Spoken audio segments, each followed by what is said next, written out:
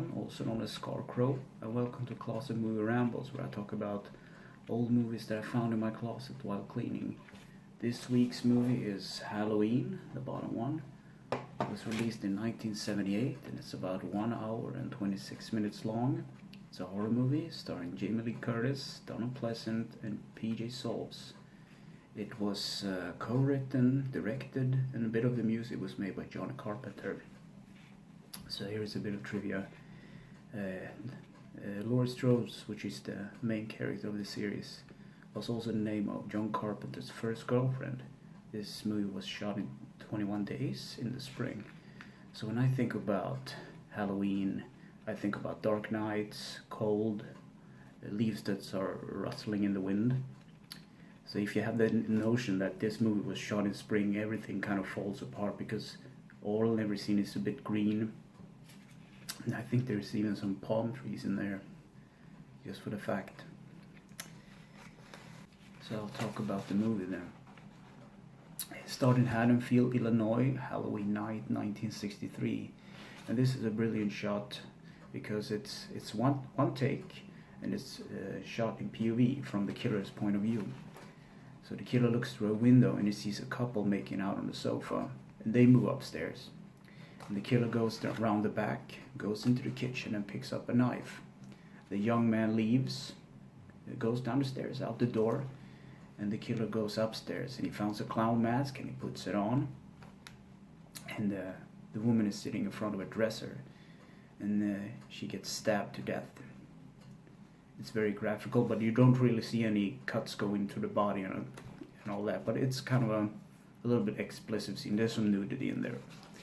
And the killer moves downstairs, goes out the front door, down the driveway, and a car comes in. And then point of view change. And there's an older couple, a man and a woman said, and one of the woman says, or the man says, Michael. And it kind of reveals that this is a child doing this, or has done this. The mask gets taken off. So 15 years later, Smith Grove, Illinois, October 30th, 1978. 15 years has passed and Michael has been put into a psychiatric home because he is a murderer. They can't figure him out really. And so these two characters arrive at the scene. It's raining, it's dark. Dr. Loomis, Sam Loomis, and the nurse. Sam Loomis is sitting in the passenger seat, and the nurse is driving the car. And Loomis has been trying to figure out Michael, how he is as a person, trying to get through to him. And he has failed, and he's back again to check up on him, I guess. And the nurse is driving the car. And Loomis explains this to the nurse, that Michael hasn't spoken to anyone in 15 years, and if it were up to him, they will lock him up for good. The nurse is a bit nervous, so she smokes some cigarettes in the car, and she has these matches with Red Rabbit Saloon or something written on it. It's a reference for later. And when they arrive at the asylum gates, the asylum inmates are just moving around freely about the premise. And this is kind of strange because they were supposed to be surveillance. I think it's the middle of the night. So Loomis goes up to the gate and he tries to open it, and the nurse stays in the car. And Michael attacks the nurse, and she gets freaked out by this, and she jumps out of the car, and Michael drives away in the car. So this is a good opening, but there's one thing I guess it's a nitpick, but how can he drive a car? I mean, he was a small kid when they took him into this asylum. How can he drive a car? He's been there for 15 years, just staring at walls, not talking to anyone. How can he know how to drive a car? I think that's kind of stupid. Anyway, cutting to Laurie Strode's. She's supposed to, she meets up with this kid named Tommy. She's supposed to be babysitting her on Halloween night because she has nothing better to do. And so she meets up with Tommy, and they talk a bit and they move on.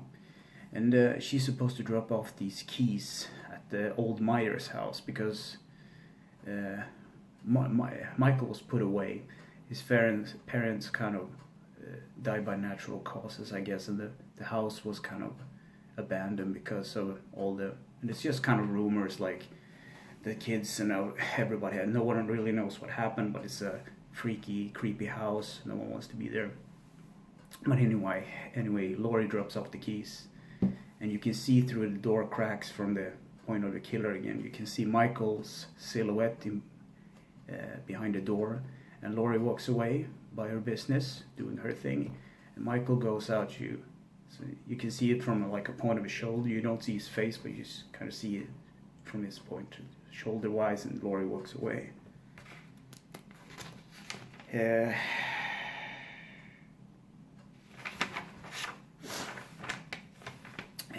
then cutting to Tommy leaving school, and he gets confronted by 3 bullies, and he has this pumpkin that he's supposed to be decorating or making a jack-o'-lantern of or whatever, and the kids bully him, and he drops the pumpkin, and it kind of gets smashed, and the bullies run away, and Tommy walks home.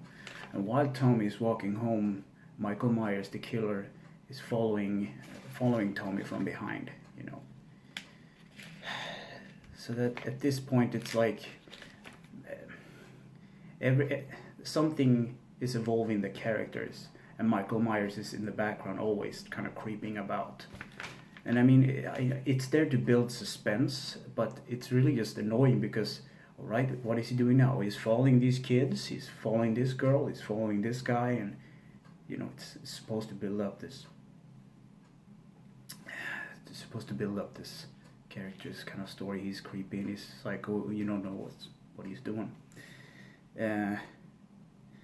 So cutting to Loomis, the Michael's caretaker, basically. He calls in that Michael has been missing. He talks to the Haddonfield police about this. So he's supposed to meet up with the sheriff. And he hangs up. And then he sees the car that Michael had stolen earlier. And he finds the matches and Michael's old clothes. He also sees that there's a reference there. There's a Phelps garage. So Michael has put on the driver's clothes, and it's basically this like blue overall kind of thing. And later we cut to Laurie. She's walking home from school, I guess. With her friend Lindsay, and later her other friend Annie joins them, and they talk about school and that they forgot their books, and they say totally a bunch of times, and of course Michael is driving by, and Annie says something stupid like, "Hey, speed kills" or something, and then he stops and moves on, and his father is the sheriff of the Haddonfield, and she scares Laurie kind of in the later act. And this is kind of a weird scene. After Michael is driven by the car and they move on the street, Michael appears again behind a hedge or a couple of bushes. He looks out and Laurie sees him, and he moves back, and then Annie kind of goes to confront him, but there's no one there, of course, because why would he be there?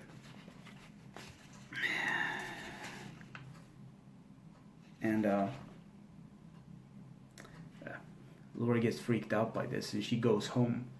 And when she's home, she realizes that the window is open. So she looks out the window, and then she sees Michael again with he's standing beside the laundry rack.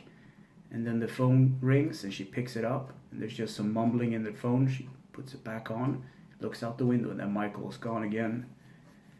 And then the phone calls again, and it's Annie. She couldn't talk before because she had some food in her mouth or something. A really stupid excuse, but why would you call someone when you have something in your mouth, eating something? It doesn't make any sense, I guess. So Laurie falls asleep on the bed, and later she's out with a pumpkin waiting for Annie to pick her up with a car. And Loomis goes to the graveyard to look at Michael Myers' family grave for some reason, I don't know. And he goes with the gravekeeper, and they find Michael Myers' mom's Edith Myers' grave, but it's dug up, and the tombstone is missing, and the graveyard keeper blames the kids, but Loomis says that Michael has come home. For some reason he dug up his mother's grave. We'll find out later what that means too. So Annie picks up Laurie in the car, and they smoke a bunch of weed because it's the 60s, I guess, 70s. And they drive by the hardware store, and Annie's father is there because he's the sheriff. And Annie talks to his father, what happened, what's been going on here and all that. Someone broke into the hardware store, and they stole a bunch of knives, a Halloween mask, and some ropes. And this is kind of cool. My brother made this for me. It's the Halloween mask, kind of. So it's basically the Captain Kirk mask inverted, and it's made like actual Michael Myers mask. I think this is cool. I wore that in the intro, but it was kind of dark, so it's hard to see, but it's just this cool reference, I guess. And then Loomis, the character, talks to the police, the sheriff at the same scene, and Laurie and Annie drives away. And in the background you can see Michael drive by unnoticed. That's the theme of all this. It's kind of irritating, as I said before. Like, he's always in the shot in the background, hiding or something, so close yet so far away. And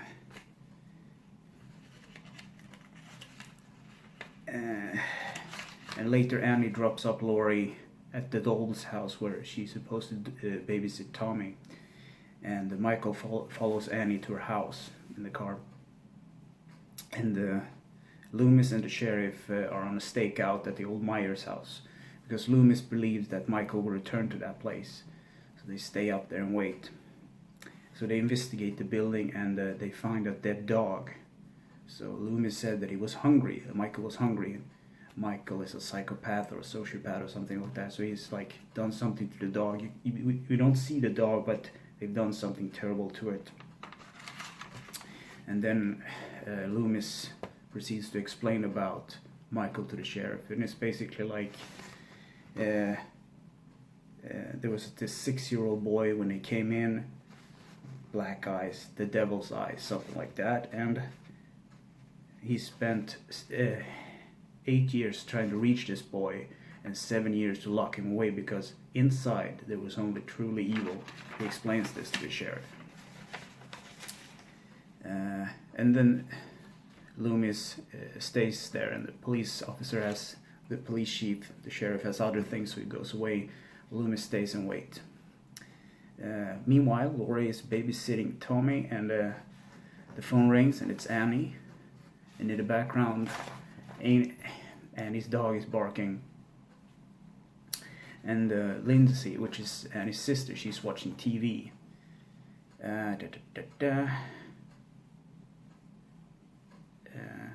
And Michael is there. He looks into Amy's house, and of course Tommy gets bored because he has to watch this movie on TV, which he doesn't like.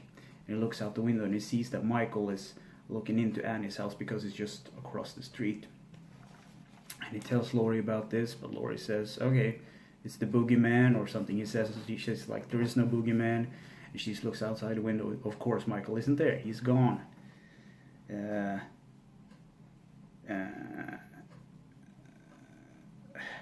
And while this is happening, Annie is cooking something in the stove, or maybe it's popcorn or something, but her shirt gets greased up, so she has to go out to the laundry shed and get some cleaner clothes, clean them up.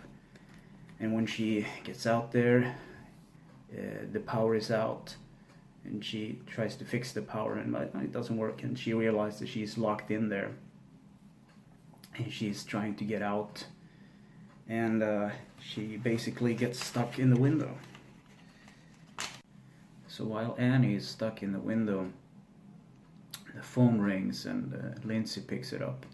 It's Annie's boyfriend, Paul, and he basically tells Lindsay that to get Annie, and Lindsay goes out and finds Annie in the washing shed, and she helps her out. And don't tell anyone about this. And they get back to the house, and Paul calls again, and Annie picks up. And so Annie wants some quality time with Paul, so she takes Lindsay to Laurie and Tommy at the Doyle's house, and drops them off there, and they're making a jack-o'-lantern. So Annie goes back to her house to get the car and pick up Paul, but the door is locked in the car. So she goes back in the kitchen and gets the keys for the car. But when she checks the door is open, she doesn't reflect on this, but the door is open, and she sits down and she's about to turn the keys of the car, and she realizes that the windows are fogged up, and then Michael is in the back seat, of course, and he kills her. And later, Tommy is kind of bored again, and he looks out the window and he sees Michael Myers, carrying Annie's body away. And he gets freaked out about this, and he tells Laurie. And when Laurie looks, there's nothing there, of course. No one believes me, he says. I saw the boogeyman and everything. Lindsay said, I believe you, Tommy. And it's one of the funny reactions where, like, Laurie goes like, yeah, sure. I like that scene because it's a little funny. Kids and acting is like, meh, but it's funny. And while this is going on, Loomis is still waiting outside the Myers house, and then he realized that down the street is actually the car that was stolen. It was a police car, I believe, and he realized that Michael is near, somewhere in the neighborhood. And later then, Bob and Linda comes to Annie's house because they were supposed to, and they fool around and they realize that Annie isn't there, and basically they're fooling around, and Linda calls Laurie because, you know, Annie isn't at home. Where is Annie? And Laurie gets a little worried about this, but Bob and Linda, they don't care. They fool around and they have sex in Annie's parents' bedroom, I guess. And after everything is said and done, I guess, Linda asks Bob, can you get me a beer?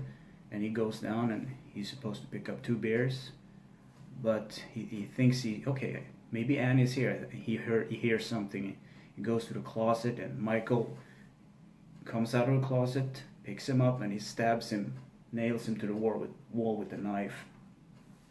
Meanwhile, upstairs, Linda is waiting for her beer, and then Michael comes up, but he's dressed up as a sheet ghost. You know, you pull a sheet, you make some holes, and he has the glasses of Paul on, so Linda thinks it's Paul, but it isn't, and she gets angry and upset of him, and where's my beer and all that. And then she calls up Laurie again, and Michael's kind of strangles her with a phone cord, and Laurie kind of hears this over the phone and think that they're having kinky sex, and it's like, it's just so stupid, but you know, it's, you know, they get away with stuff like that, I guess.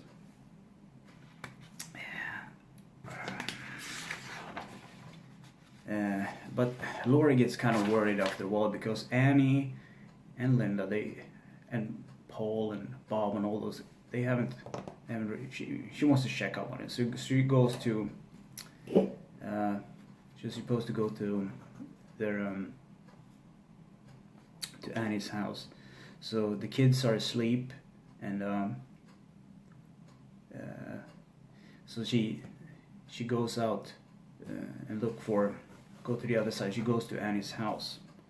She cleans up a little bit for the kids, and she walks over. And she walks in there. All the lights are out. She kind of goes around. There's like, stop fooling, guys, you know. And all of this, like, this is not funny anymore. All this kind of stuff. She goes up the stairs, and there's one room where the lights are on.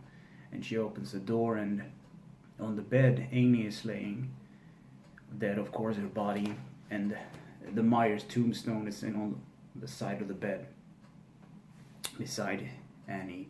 And she freaks out about this, and she backs off, and she finds Linda, and she finds Paul or Bob, I don't remember the name, and she backs up. She's freaked up. She backs it up in the corner, and there's a dark closet in the background, and she's kind of sobbing and being all scared and stuff.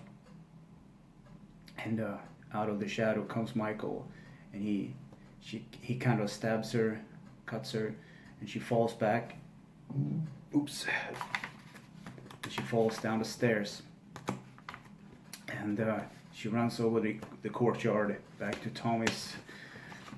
Actually, first she runs to a couple of neighbors, and the neighbors kind of turn out the porch lighting, and they see her, and she's screaming for help, but they ignore her, maybe think she's crazy or something, and she continues to run, and Michael is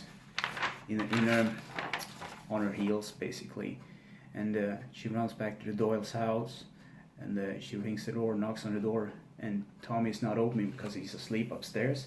She takes a pot, and she throws it through against the window, breaking it, waking Tommy up, and he's sleeping, he like goes down the stairs, and he opens the door, and Laurie kind of locks the door and says like, okay, and they get inside, but then they realize the window is open, and she goes to check on the kids, and hides them away, and of course Michael is there, and he follows them up the stairs, and she hides in a closet or a wardrobe or something, and he tries to open the door in fury, but of course he can't get the door up, so he bashes it in, and Laurie grabs like a coat hanger, a metal coat hanger, and stabs him in the eye a couple of times, and he falls up back dead, so she thinks, and he just lies there, and she tells the kids like, go to the neighbor's house and just call the police, tell them, just run there and call the police, and everything will be all right. And they of course run away, and Loomis, which is looking for Michael, he sees the kids screaming and running down the street, and he kind of realized that Michael is there somewhere, and he goes to that house, and then Michael is there and kind of goes against I think he grabs her body arm or the shoulder or something, but Loomis comes up the stairs, and he shoots Michael about one time, and he staggers back, and then he shoots him 5 more times because he has a revolver, and he shoots him 6 times, and he falls down the balcony, landing on the ground below, and Loomis kind of explains a little bit, talk to Laurie, and then he looks out again. Of course Michael is gone, and also there is like this reaction from Loomis because he knows he has to hunt him down. This is more or less his fault that he's out, and Laurie kind of sobs, and the movie ends on the Michael Myers house, and you hear Michael's heavy breathing. So, can I recommend this movie? Not really. It's one of those movies that, when I think of Halloween, there are a couple of things that come to mind. There is the Castlevania series, because of the mood, I guess. Grim Fandango, because it's part of the Mexican season, Day of the Dead, which is Halloween here. And this movie. So I have more like a nostalgic memory of how I thought this movie was supposed to be. And I kind of got disappointed when I sat down and tried to take notes. I started writing things down, and I realized there's a lot of things that I don't like. There's like, Michael is always stalking these characters. We don't really know why. He's just a psycho or what, but it's just repetition. So there's a character introduced, they're doing something, and Michael is creeping up in the background or doing something related to that. Then we go to another person that is like, Michael is there in the background doing something. And it's, maybe it's just that I remember it more fondly than it actually was. But I can't recommend this movie, really. But if it's on TV and you have nothing better to do, it's Halloween, you have your snacks ready, your beer, whatever, your soda, whatever you drink, you know, you can have it in the background, not thinking too much about it. Just watch it like in the background. We'll be fine. It's a Halloween movie, sure. Well, anyway, I hope you guys like this, and yeah, hey, have a good time, take care, and I'll see you in the next one.